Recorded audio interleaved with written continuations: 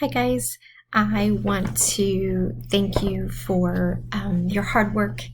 And for those of you who are getting your makeup work in, it's already making a difference on your grades. So please continue doing this.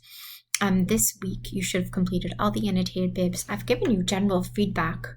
Something that you guys are sort of getting a little wonky is that the parenthetical citation, that in-text citation, is either the author's last name. If there are two authors, it's like Miller and Jones, the two last names.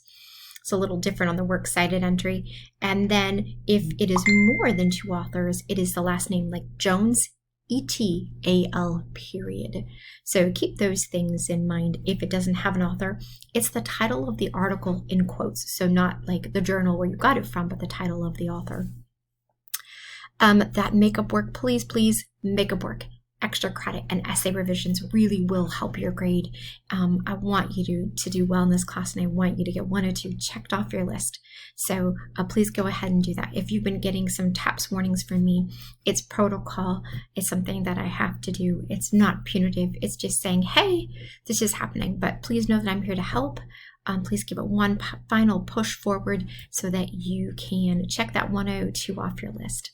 Have a great weekend, guys. No midterm next week, and I will see you all on Monday.